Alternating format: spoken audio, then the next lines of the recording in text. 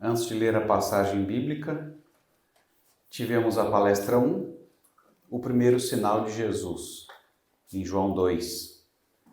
E da palestra 1, eu aprendi que Jesus é o Senhor do meu casamento e é também a alegria da minha celebração. Esse é o futuro que eu devo ver em todos os casamentos e especialmente no meu. Eu estou falando do meu, não é porque eu estou aqui tentando aplicar para mim, não. Quando eu estou estudando, eu estou aplicando primeiro para mim. Estou dizendo o que eu aprendi. Fizemos votos um para o outro. Isso significa que quando nós fizemos os votos, mesmo que surjam outras oportunidades, e elas vão surgir, nós vamos recusar dizendo, a vaga já foi ocupada. E recusar até mesmo pensar na possibilidade da quebra da aliança ser uma opção. Porque isso significará um coração que já pensa dentro das categorias do reino dos homens e não do reino dos céus. Uma das coisas, então, que desse centro de tradições do reino dos céus, que é a igreja local, nós, além das comidas típicas, das conversas típicas, também tem os pensamentos típicos, que nós não temos. Esse, por exemplo, não faz parte da categoria do reino dos céus. Isso da palestra 1, do primeiro sinal de Jesus Cristo. Hoje, o segundo sinal, para poder tentar responder à questão a quem você apresenta seus problemas. E a palavra de Deus diz assim, acompanhe com os olhos e o coração a leitura que eu farei. Dirigiu-se de novo a Caná da Galileia, onde da água fizera vinho. Ora, havia um oficial do rei cujo filho estava doente em Cafarnaum.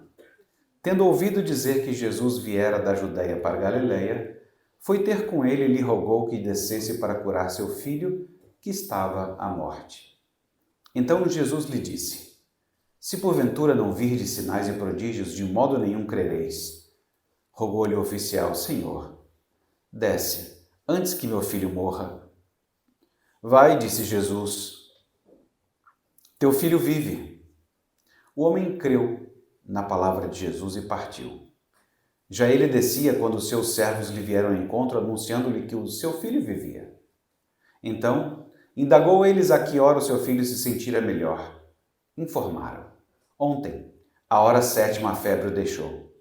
Com isto, reconheceu o pai ser aquela precisamente a hora em que Jesus lhe dissera, teu filho vive, e creu ele e toda a sua casa. Foi este o segundo sinal que fez Jesus, depois de vir da Judeia para a Galileia. Vamos falar com nosso Deus uma vez mais? Bom Deus e Pai, lemos a Tua palavra, desejamos ouvir a Tua voz. Faze isso, Senhor, no nome de Jesus. Amém. O segundo sinal é uma cura realizada à distância. Vocês já pararam para se perguntar o que pensaram aqueles servos que vieram falar para o pai? Não precisa mais de Jesus, não. Ele ficou bom. É o ponto de vista de quem estava lá, não é? Não diz isso na história, mas é em minha imaginação. De ficar imaginando. A gente talvez pensasse isso. Não precisa chamar Jesus, não. Ele está bom. Mas a história é só do lado de cá. E essa é a parte importante. Uma cura realizada à distância, que reforça uma temática do Evangelho de João, que é crer em Jesus. Lembra, o resumo que João dá no próprio Evangelho é dizer que, olha, esse Evangelho foi escrito para que as pessoas creiam que Jesus Cristo é o Filho de Deus. Essa é a temática do Evangelho de João. E esse milagre, ele é antecipado por um testemunho da mulher samaritana. Por causa do testemunho dela, muitos samaritanos creram em Jesus. E vejam que nesta história da samaritana, a fé em Jesus requer mais do que um acreditar superficial. E de que jeito isso é mostrado na história? É que os homens samaritanos foram até Jesus eles mesmos. Não foi só porque alguém me contou. Eles foram lá para conferir. E por causa da palavra de Jesus, eles creram. Agora, não mais por causa do testemunho da mulher, mas porque eles mesmos ouviram do próprio Jesus. O oficial que procurou Jesus achava que se Jesus fosse com ele, seu filho poderia ser curado. É assim que a história está desenhada. Ele achava que se Jesus fosse com ele, seu filho poderia ser curado. Isso aqui é aquela hora que você para e pensa. A gente pensa desse jeito. A gente sempre imagina como a cura pode ser feita. Mesmo acreditando na pessoa certa, nesse caso em Jesus, nós sempre achamos o jeitão que deve ser, que deve acontecer a cura, que sinais deve acompanhar. Se tem mais luz, menos luz, se é com choro, sem choro, se é Jesus encostando a mão ou não. Jesus percebe isso e não vai. Jesus é marrento, né? Ele percebe isso e ele não vai. Talvez o oficial deve ter pensado que a presença dele seria necessária, porque quem sabe, impondo as mãos, já pensou Jesus na sua casa impondo as mãos? Ou então se ele estivesse presente e orasse pelo menino? Tem história do Antigo Testamento que o profeta até deita em cima do menino. Mas se ele só orasse pelo menino, ou quem sabe se ele tirasse da bolsinha um óleo especial e ungisse o menino. Enfim, alguma coisa que mostrasse, que exigisse a presença de Jesus. Talvez estivesse no imaginário do oficial. É assim que a gente imagina que as coisas aconteçam. Isso mostra que ele ainda não havia entendido plenamente quem era Jesus. E para isso Jesus diz: eu não vou. Agora, pensa um pouquinho de que jeito que você costuma fazer. Porque nós gostamos de impor condições para Deus responder. Às vezes de modo até irrefletido, meio irresponsável e irrefletido, você fazer jogos com Deus. Ah, cara, eu sei que tem ensaio do conjunto, mas eu não... Sabe quando você não está no clima? Se o telefone tocar agora, eu não vou. Sabe esses jogos? Se o liquidificador desligado da parede, se ele funcionar, aí eu vou. Você faz jogos até pensando em pegar Deus assim no contrapé, não é? Nisso ele não vai conseguir fazer, ou isso ele vai conseguir fazer. Enfim. Ou então, se ela disser, vou dar água para os seus camelos, essa é a mulher. Mas a gente não tem camelo, né? Então, se ela disser, vou dar água para o seu hamster, sei lá. Ou então, no modelo mais contemporâneo, se ela vier e disser que vai carregar minha moto elétrica na tomada, é ela. Esses jogos a gente costuma fazer, mas esse não é o jogo que Deus joga com a gente. Jesus, ele simplesmente é Deus. E ele precisava dizer isso para esse oficial e para nós hoje. Ele não precisa estar nos lugares, porque ele está em todos os lugares. Ele não precisaria necessariamente da presença física dele. Ele é Deus, ele fala e tudo acontece. Ele é o mesmo Deus que disse, haja luz, quando nada havia. E luz foi. Bum. A sua palavra realiza precisamente o que ele quer. Mas cuidado, já que a gente lembrou de Contos de Nárnia ontem, um dia as crianças descobriram que Aslan era um leão, o rei de Nárnia era um leão. E Susana disse uma vez, um leão? Mas ele é seguro? E a resposta que o mundo inteiro sabe, claro que ele não é seguro, mas ele é bom, ele é o rei. E diferente de um outro filme chamado As Aventuras de Pi, também é antigo, gente, mas vale a pena se você quiser ver um dia, porque trata com a questão da incredulidade e o modo como algumas pessoas acreditam que a incredulidade possa ser vencida. Tem um tigre nessa história, importante na Aventuras de Pi. Mesmo que você não saiba a história, tem um tigre e é importante. E o tigre é seguro? E a resposta óbvia é claro que ele não é seguro. E ele não está nem aí para ser bom, ele não é o rei. O rapaz achava que se ele tratasse bem o animal seria bom com ele. Tem gente que acredita nisso até hoje, né? É capaz de chegar na porta de um zoológico e falar assim, ó, tigrezinho, ó, eu gosto tanto de você, vou fazer carinho em você. Aí o tigre vem e fala assim, tá vendo? É só ter bondade que vai ter como resposta a bondade. Se você é desse tipo, cai fora. Vai para outro encontro de casal, some daqui. Não! De onde é que você veio? De onde você veio, eu tenho certeza que não é assim. Tem gente que se espanta até com um cachorro. Cuidado ali com água mineral, torta de cão e tudo mais. E de repente ele morde sua mão, você fala assim, você quase chora, né? O que é isso? Eu te tratei tão bem. Você fala assim, mas é um cachorro. Se você pisar no rabo, a primeira coisa que ele vai fazer é morder. Ele não vai falar assim, ei, no meu rabo não. Ele não vai fazer desse jeito. Ele é um animal. Lembre-se disso. A gente costuma esquecer. Lembre-se disso. O rapaz dessa história da aventura de Pi, ele tinha escolhido o poderoso tigre como prova da sua redenção. Como prova de que o mundo estava em paz porque eu fiz as coisas certas. As pessoas costumam eleger pessoas poderosas ou que pareçam poderosas, ou influentes, ou influencers. Costumam eleger situações que esclareçam suas dúvidas. E quando procuram Jesus, estão tão acostumados a estabelecer condições para que o mundo funcione, que é muito comum que a gente, mesmo crente, queira estabelecer condições para Jesus funcionar.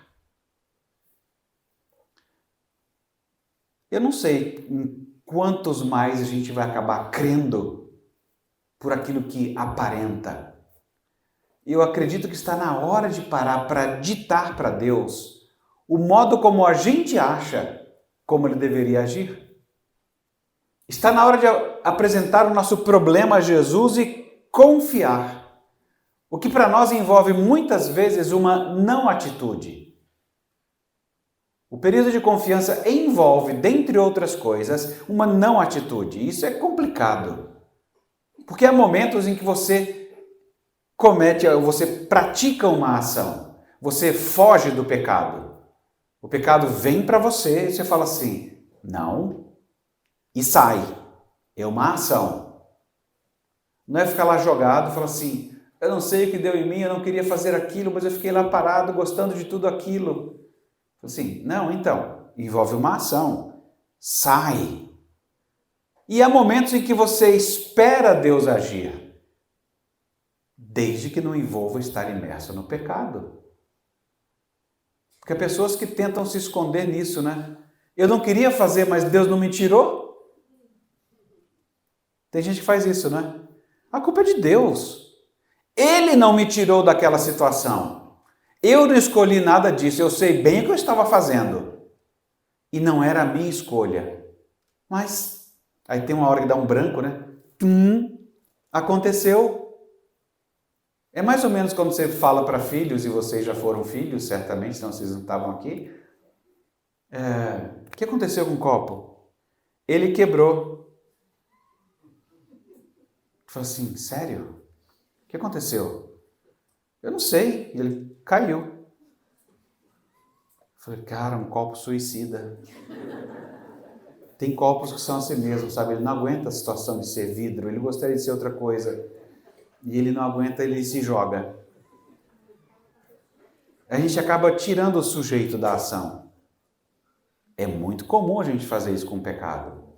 A gente nós tiramos a nós mesmos, nós não somos sujeitos da ação e de repente a gente fala assim, eu não sei como é que foi. Parece Arão explicando ao bezerro, né? Sei lá, eu joguei o ouro no fogo e o negócio formou lá. E está escrito de dois jeitos na Bíblia, né? Que houve uma coisa mágica ou que foi ele mesmo formando. A gente vai ter que escolher, não é? Isso é complicado, né? Olha, um exemplo claro de quietude necessária para não ficar confuso com a questão do pecado é quando Deus disciplina o seu coração e você se entristece. Você confessa pecado para Deus e você fica triste. E parece que aquela tristeza não vai passar. E o que você faz? Sabe, essa hora é difícil. Não tem nada que você consiga fazer. É por isso que eu gosto de outras religiões, sabia? Em outras religiões eu saberia o que fazer. Eu estou triste porque eu pequei, eu já sei o que eu vou fazer. Eu vou dar a volta nesse hotel de joelho, até esfolar tudo. Mas aí eu terei sabido que eu fiz alguma coisa para ser perdoado. Eu gosto disso.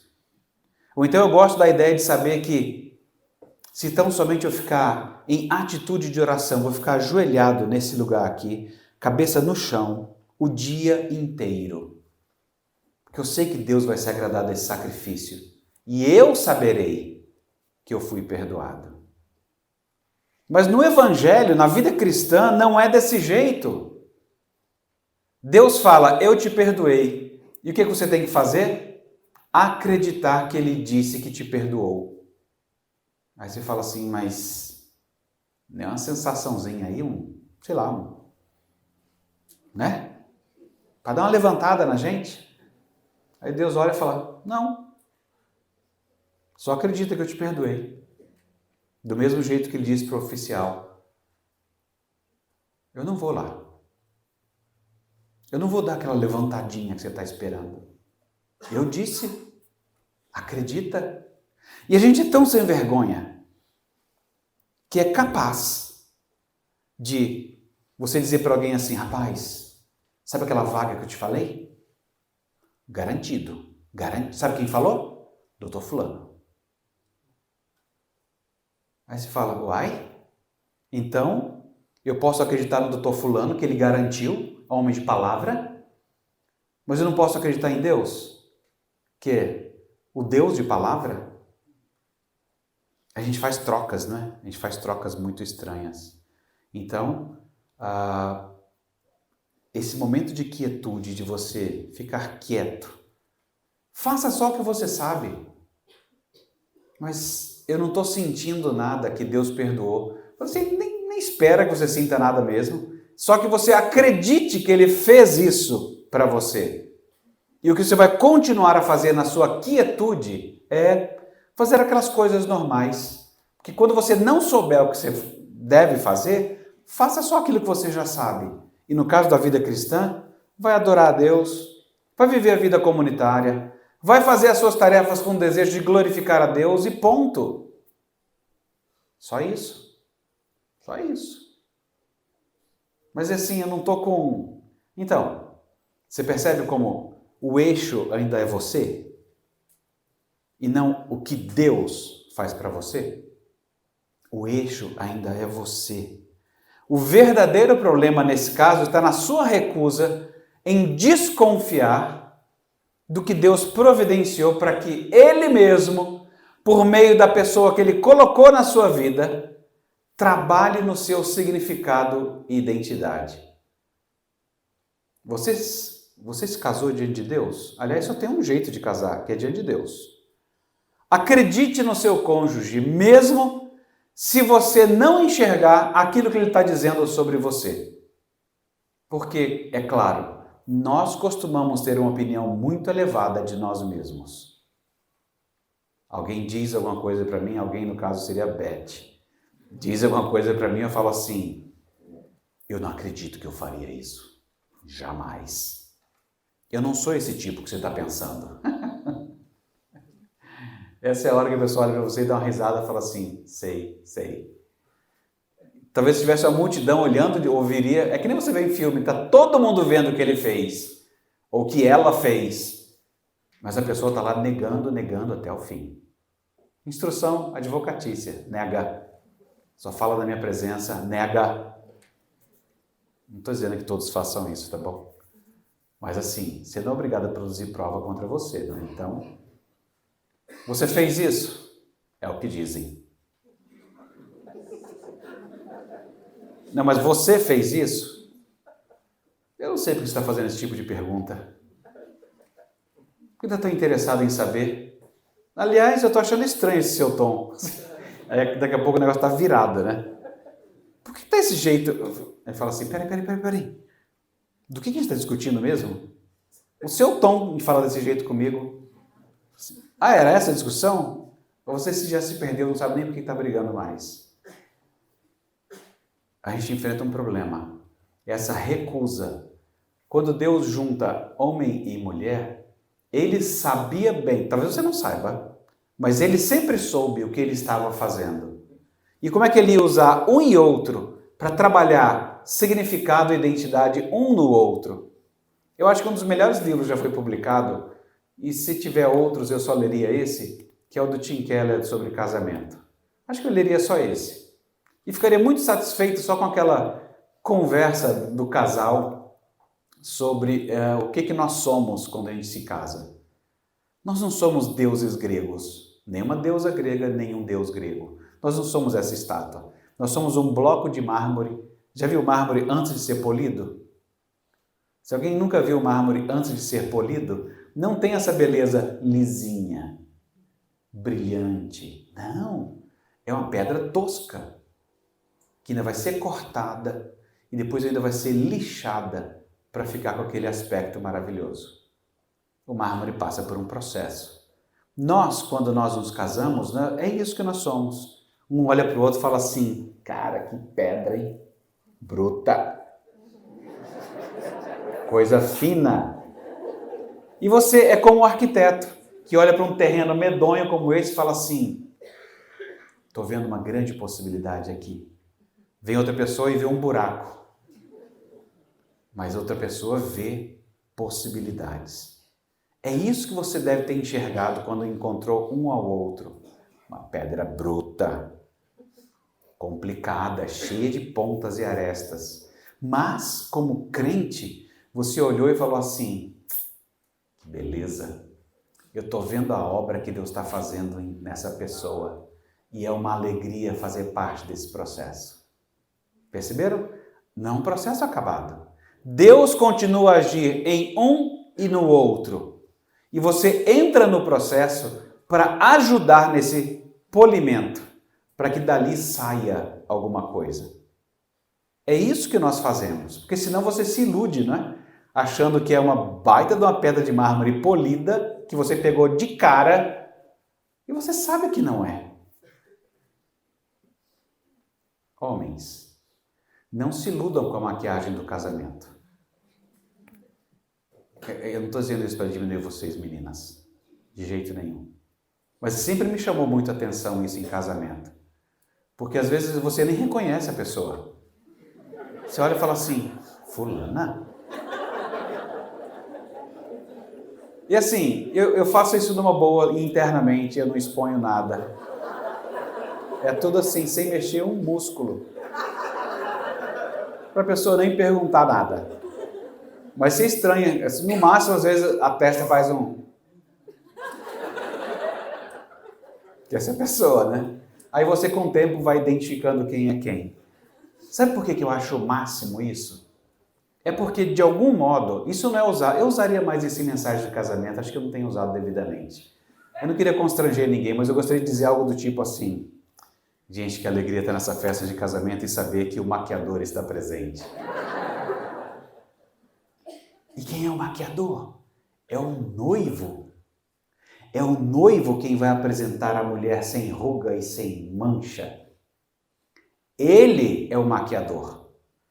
Às vezes as mulheres não acreditam nisso e põem a maquiagem, entendeu? Fala assim, cara, eu não sei se esse cara vai trabalhar isso direito. Deixa eu ir num profissional. Só que esse não é de fato o profissional. Quem Deus escolheu para a sua vida e vai trabalhar em você, para você ser apresentada naquele dia final, sem mancha e sem ruga, é o seu homem. Aquele que Deus colocou para estar com você. Esse é o seu trabalho, senhor maquiador. Além de descobrir ontem que era uma noiva, hoje você descobre que é um maquiador. A vida está complicada, não está não? Sinto muito, rapazes, mas eu tenho sofrido isso há algum tempo já. A Beth tem rido de mim, mas eu estou indo bravamente. Eu acredito que o que Deus faz é o que conta. E isso é o que a gente tem aqui. Sabe, Um grande problema que a gente enfrenta é que a gente não duvida das nossas dúvidas.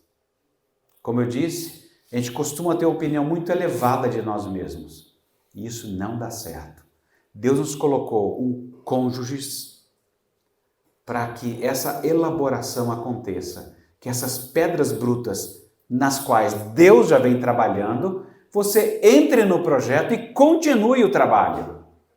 Então não é de estranhar que a minha esposa possa ser uma opositora minha. Porque ela, em nome de Deus, ela quer o meu bem. Em nome de Deus, marido, você quer o bem dela. Você não vai acreditar mais que aconteça. Como é que acontece o aprendizado na rua? Que não é no reino dos céus, é no reino da terra. As mulheres foram ensinadas desde todo sempre que se um dia ela der um piti, sabe o que é um piti? Se ela rodar a baiana, ou o nome que você quiser, de que a casa para. Já viu que a casa congela, né? A pessoa pede licença para respirar. Pode respirar? Pode. Aí você fala, você aprendeu isso na rua. Você aprendeu isso em qualquer outro lugar, não no reino dos céus. Mas é o jeito que a gente aprendeu. Você tem a ilusão de que naquela hora existiu respeito. Não. Tudo que não aconteceu foi o coração não foi tratado. Houve um instante, na verdade quase um instantâneo, de paz. Na verdade silêncio, né? Não é de paz, isso não é paz. Houve um silêncio. Mas, maridos, maquiadores, você sabe que essa não é a boa maquiagem. E você vai ter que lidar com isso. E eu recomendo, não nessa hora. É que nem a piada do chão molhado, né? Espera secar o chão, né? Espera secar o chão, depois você pisa e vai conversar. Maridos, vocês são os pastores do coração das mulheres. Mulheres, vocês são as pastoras do coração dos seus maridos. E quando vocês virem algo inadequado, que não é parte desse processo do evangelho, vocês precisam lidar com isso. E isso é muito difícil, porque nós não costumamos duvidar do processo que nós utilizamos. Eu gritei, não foi? Que horror. A gente acredita no grito. Tanto que a gente usa. Se a gente não usasse, é porque a gente não acredita nele. A gente não... Nessa hora é a frase de filme, né? Sabia que nós não estamos sozinhos aqui? Essa é uma frase ótima, né? No casamento isso funciona mesmo. Nós não estamos sozinhos nesse processo. Deus está empenhado nesse processo o tempo inteiro. Era Ele quem estava moldando só essa pessoa antes de qualquer outra pessoa entrar no processo. É Ele quem tem continuado a moldar essa pessoa. E agora você entrou junto no processo. Mas a gente costuma não duvidar muito das nossas dúvidas. A sugestão, a mais simples, derrame seu coração para Jesus. O oficial do rei veio e disse, eu tenho um problema. Meu filho está morrendo. Eu estou sofrendo com isso. O que Jesus disse? Observe bem a resposta de Jesus, porque isso é costumeiramente o que ele vai responder para você. Alguém chega, derrama a sua necessidade a Jesus. E a primeira coisa que Jesus vai dizer tudo bem, que bom que você veio até a mim, é o lugar que você tem que vir mesmo. Mas só para você saber, para ficar claro, né, a gente está no mundo, tudo tem que ficar muito claro, eu não vou fazer as coisas do jeito que você espera. Porque o que eu desejo mesmo é que você mude a gravitação do seu coração, que fique ao redor de mim e não de você. Tudo bem? É o que você vai ouvir de Jesus sempre. Como ele disse para esse oficial. Eu vou fazer as coisas, mas não é do jeito que você imagina. E se você estiver disposto a confiar em Jesus dessa forma, ele vai curar você. Eu não tenho a menor dúvida de afirmar isso. Está afirmado na palavra. Ele vai fazer isso. Aí você fala, então, se eu não tiver visto cura, então, esse é um tratamento longo, porque essa história de gravitar ao redor de mim mesmo e passar a gravitar ao redor de Cristo, ele é um processo complicado. Porque nem sempre você, crente, você vai acreditar nisso. Porque você vai começar a ter a sensação de que eu estou me despedaçando. Sabe aqueles filmes que o cara vai virando, não é purpurina, mas vai virando uma coisa, vai sumindo, que nem do Thanos lá vai desintegrando. Você sente que você vai perdendo coisas de você mesmo. E você não quer isso. Aí você fala, uai? Você não entendeu que você tem que morrer para viver? Você não entendeu que você tinha um coração de pedra que eu tenho que arrancar para colocar um coração de verdade? E você está estranhando que eu estou tirando pedaços de você? É esse o trabalho de Deus em nós, formar Cristo em nós. E Ele vai tirar pedaços. Eu só estou avisando antes, porque a gente não vai gostar o tempo todo disso. É bonito de ouvir. Como é bonito eu ver sempre uma obra, uma escultura, ou qualquer obra entalhada em madeira, você olha e fala assim, que beleza! E você esqueceu de todos os cortes que foram dados para chegar naquele que beleza. A apreciação da arte existe nesses casos porque muito corte aconteceu. É por isso que a gente vai ficar assim, mas eu estou acreditando mais em mim mesmo e não em quem você colocou na minha vida. Ele não vai fazer do jeito que você está imaginando. A temática do crer está aqui nesse texto para mostrar que Jesus sabe o que nós mais precisamos. Nós precisamos dele, de crer nele, de confiar nele. E que este é exatamente o problema para aqueles que confiam em si mesmos. Além disso, a obra de Jesus já aponta para um aspecto muito interessante, porque ele cura alguém que não é de Israel. A confiança mostrada que precedeu esse sinal é de muitos samaritanos que também creram em Jesus e que eram também fora de Israel. Porque a obra de Jesus Cristo ela não conhece fronteiras. Portanto, brasileiros e brasileiras, lembro isso até hoje. Está aqui. Não sai daqui. Nós também não somos de lá. Nós somos enxertados. Mas não se sinta mal, porque a obra de Jesus não conhece fronteiras. Jesus atua também aqui no Brasil. Portanto, pode apresentar o seu problema a Ele. Além dele ser o seu Salvador, ele sabe tudo o que você está passando. Depende, né, pastor? Nem tudo. Porque tem uns assuntos que Jesus não toca, né? Tem assunto que não sei, é coisa nossa aqui que a gente inventou dessa humanidade aqui. Que eu não quero nem conversar porque eu fico meio sem graça e tal. Se bem que hoje em dia, dadas as produções culturais que existem, as pessoas não têm mais vergonha de falar coisa nenhuma relacionada a sexo. De dinheiro não, por favor. De dinheiro a gente não fala publicamente. Mas de sexo, rasgadamente. Pois é. Às vezes a gente ainda pensa isso, né? Que Deus, ele entende de muita coisa, mas desses assuntos assim, essas dificuldades aí, ele não manja muito não. É aquela hora que você tem que parar e falar assim, peraí. Quem criou a gente? Deus. Quem colocou sexualidade na gente? Deus. Quem conhece as regras do jogo para valer? Ele. Ele deve saber, não é? Como é que funciona a coisa. Não seria sem razão que o escritor de Hebreus escreve assim, olha, Já que nós temos Jesus como grande sumo sacerdote, vamos conservar firmes a nossa confissão?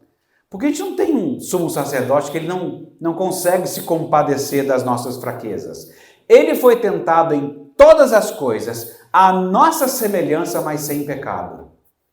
Ele sabe o que você passa. É por isso que você pode se achegar a ele confiadamente. E você vai receber misericórdia e graça em ocasião oportuna. Eu só fiz uma pequena Hebreus 4 de um jeito bem parecido com Hebreus 4, se você sabe o texto.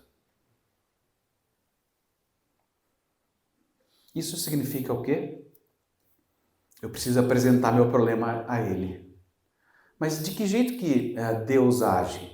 Eu não sei se vocês perceberam, as denominações elas podem divergir no modo como elas escolhem pessoas para dirigir as coisas, isso não importa muito, desde que você fique muito à vontade com a sua própria denominação. Mas cada denominação ele colocou líderes de um certo jeito. Ele deu instruções na sua palavra de como esses líderes devem ser buscados, procurados, eleitos. Isso significa que você vai ver essa ação de Deus de um modo bem corriqueiro. Alguém comentou do Chosen ontem, né? Só que sim, só que não. Uns odeiam, outros gostam.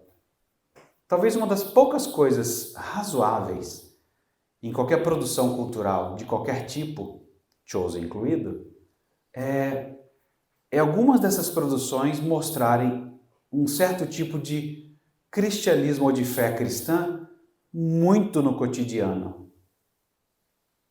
Quando eu falo muito no cotidiano, porque a gente não está muito acostumado com o jeitão de Deus fazer as coisas.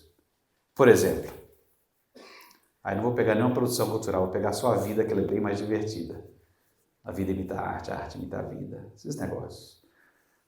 Por exemplo, vamos supor, vou inventar aqui agora, tá? Uma relação de casal, inventada. Vamos supor que um dos cônjuges tenha muita dificuldade de pedir perdão.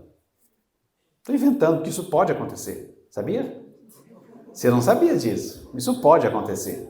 Então abre o olho, presta atenção, que isso pode acontecer. Um dos cônjuges tem muita dificuldade de pedir perdão. Então vários dos problemas internos acabam pairando ao redor disso, a ponto de você quase enlouquecer, porque aquilo agora está ficando muito chato. Até um dia em que esse cônjuge, eu falei esse cônjuge, tá vendo? Eu não peguei nem ele nem ela. Não quero ser acusado. Beth, sem acusações. Você vê que eu estou sendo máximo neutro.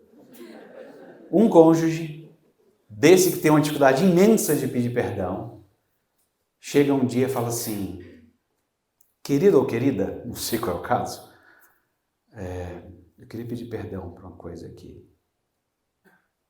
Nessa hora, você não vai ouvir o oh! Não tem anjo cantando, não tem uma música de fundo. Deus é bom para mim. Não tem nada tocando, simplesmente uma ação corriqueira. Mas quando você a vir, você sabe. Não foi carne nem sangue que tu revelou, mas Cristo. Você está diante de um sinal, de uma ação poderosa de Deus, só que no cotidiano. Quer ver outra cena do cotidiano? Pensa um sabadão feliz, tá tudo indo bem, pizzazona, fim da noite, e todo mundo feliz. Dá uma parada, pensa nessa cena. Meu Pai amado, tá indo tudo bem até agora, tô até com medo. E tá rolando até uma pizza muito gostosinha. Dá uma parada, porque isso não é normal. Essa cena só existe por causa de Cristo. Alguém morreu para essa cena existir. Você não está diante de algo corriqueiro. Então, isso que eu acho interessante do cotidiano. Cenas que jamais seriam esperadas ou que são muito difíceis, mas que você está vendo a ação de Deus em cada pedacinho. Não foi nada muito cheio de luzes ou vapores, mas é comum. E a gente está inserido nisso. Por isso, o que você vai fazer? Fala assim, mas eu tenho procurado Jesus. Fala assim, então, procurar Jesus hoje inclui você procurar aqueles que ele estabeleceu com autoridade na comunidade que você se reúne. Aí você fala assim, mas eu não quero fazer isso. Ai, conversar com crente é um saco. Tem hora que é. Fala assim, peraí, eu não entendi. Eu tô até agora explicando esse negócio todo. Você fala assim, mas agora eu não quero? Como não quero? É esse mesmo Jesus Cristo que estabeleceu esse processo numa comunidade, elegendo pessoas para poderem cuidar umas das outras, no geralzão, mas umas cuidam de um modo especial umas das outras. É assim que ele colocou líderes na igreja para serem eleitos e confiados em nome dele enquanto esses líderes forem fiéis às Escrituras. Então, procure conselheiros na igreja, homens e mulheres, seus pastores, a fim de que eles apontem este outro sinal de vida, que é o nosso segundo sinal. É a Jesus quem nós apresentamos os nossos problemas. Mas pode ser que isso inclua aqueles quem Deus colocou no meio da comunidade para representá-lo. E creia que Jesus pode curar você de onde ele está agora. Ele pode trazer a alegria e a celebração de volta para o seu casamento. Ele pode, se não é trazer de volta, ele pode colocar a alegria e a celebração onde não havia. É a ele que nós procuramos com esta certeza, sem agendas pessoais, sem achar que você sabe o caminho para fazer isso. Não, ele é que sabe. Mas ele não está fazendo. Ah, gente, de novo, lá vem a nossa agenda, não é? Quando eu falo ele não está fazendo, é porque eu estou irritado com o tempo que ele demora. Ou então dizendo mais ou menos assim, é a legenda que a gente não fala, né? Na oração. Deus, por favor, legenda, está demorando, hein? A tradução embaixo. Tá? O Espírito Santo sabe traduzir essas coisas. Por isso que muitas vezes não vem mesmo. Você acha que faria num tempo melhor. Você acha que já seria bom ter resolvido isso. Pois é. Tem gente se cansando pelo caminho e buscando outros conselhos e começando a aceitar propostas que não são do Evangelho. E aí você começa a pensar assim, Deus, eu já falei com ele 500 mil vezes.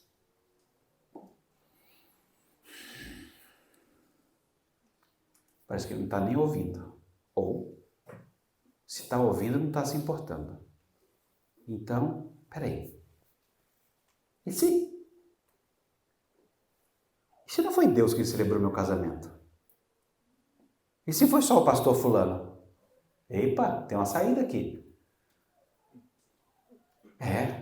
Se foi só... esse pastor, eu sempre desconfiei dele. Sabe, quando você não sente assim poder no pastor? Então, eu acho que não foi feito esse casamento. Gente, esse recurso tem que subir protocolado para o reino dos céus. E você vai ter que esperar a resposta. E eu não sei se você quer fazer isso. Mas geralmente você acredita que esse recurso é possível, nem protocola, e já fala assim, é isso. E se a felicidade estiver lá fora, e eu aqui trancado nesse relacionamento? Essas são as coisas que quando você começa a buscar outros conselhos, começa a aceitar propostas que não são do Evangelho. Essas coisas começam a grudar. Aí você fala, peraí, pastor, mas... Tá, vamos admitir que é desse jeitão que você está falando aí. Mas e o tanto que eu aguentei? Tá? E o tanto que eu já aguentei? Essa eu não tinha ouvido ainda não. Gente, deixa eu deixar claro uma coisa aqui. eu não estou sugerindo que essas coisas sequer estejam erradas no seu conteúdo. Mas eu estou afirmando que quando nós buscamos conselho ou propostas que não são do Evangelho, é que mesmo uma coisa boa que nós desejemos, nós podemos pedir de um modo errado. Ou, mesmo coisas boas, eu posso pensar nelas de um modo errado. Afinal de contas, eu não estou sugerindo que esteja certo sofrer humilhação, ser agredido verbalmente, fisicamente, desprezo, buscar a felicidade e achar que as coisas deveriam ser de um outro jeito. Nada disso é errado. Isso não está bom. Isso não é ok.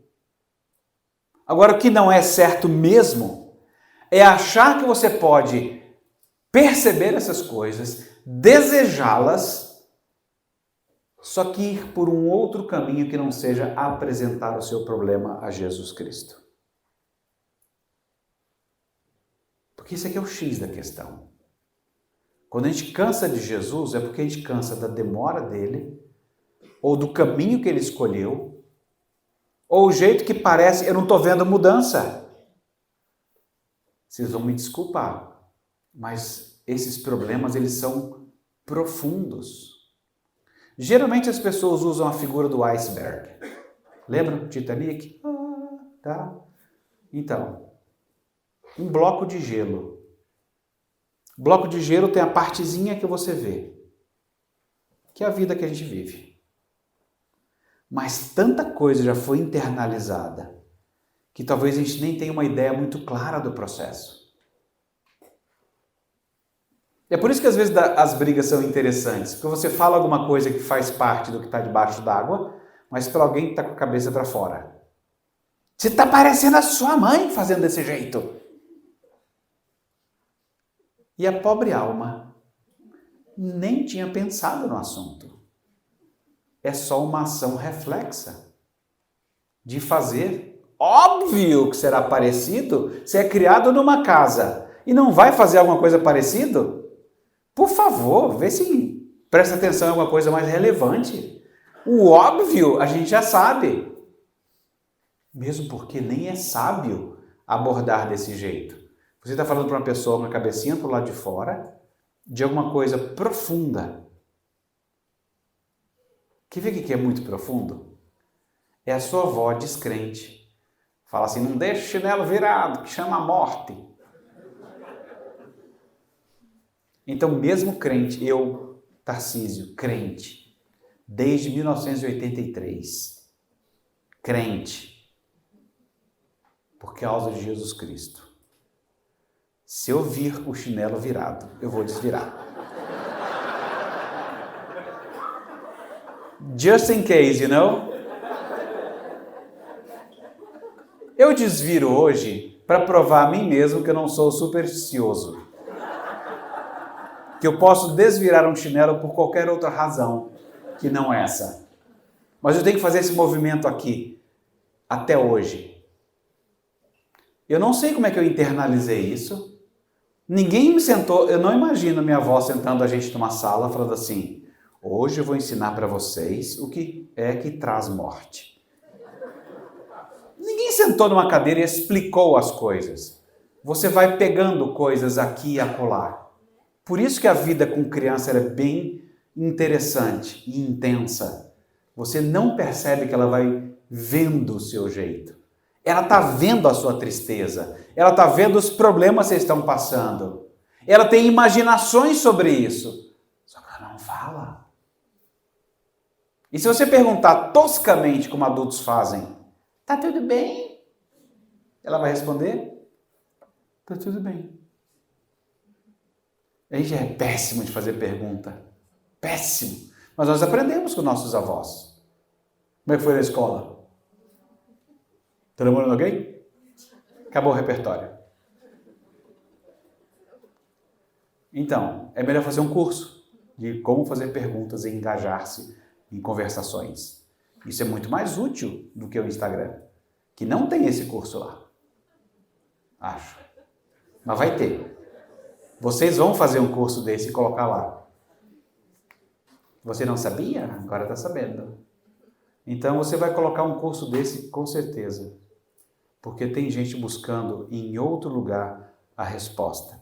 O que Jesus quis com esse oficial e quer conosco hoje é isso.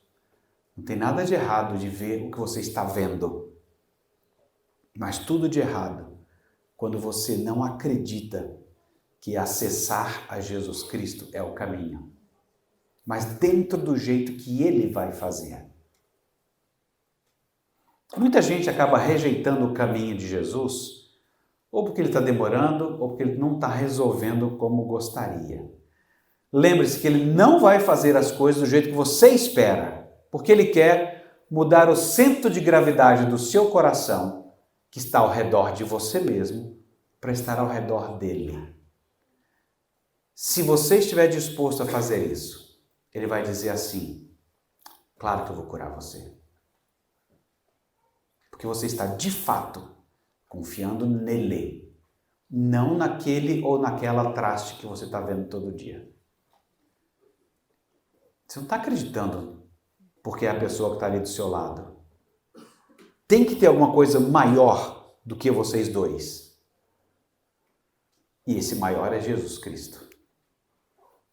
Mas desde que você fale com Ele e o eixo saia de você para o redor dele. É sobre Ele. Para essa coisa dar certo, é sobre Ele. Não é para dar certo para os outros verem. Não é para dar certo porque eu gostaria tanto. É para dar certo para que o nome dele não seja envergonhado. Ele disse que faria isso dar certo, que seria uma alegria e celebração. E quando isso não acontece, é o nome dele que está sendo envergonhado. Ou eu penso dentro dessa categoria, ou esse sinal foi inútil para mim. Vamos orar? Bom Deus e Pai, bendito, exaltado seja o teu santo nome. Obrigado por mais esse sinal. Obrigado porque trazem coisas tão devastadoras do nosso coração e alma. É muito ruim, Senhor, perceber o quanto nós gravitamos ao redor de nós mesmos. Perdoa o nosso pecado, Senhor, e aceita a nossa oração. Age na nossa vida, juntos aqui. Cada um de nós necessita do Senhor de um certo jeito, mas é o Senhor quem sabe o jeito certo. Age, Senhor, nas nossas vidas, nós confiamos no Senhor. Nós oramos agradecidos no nome de Jesus. Amém.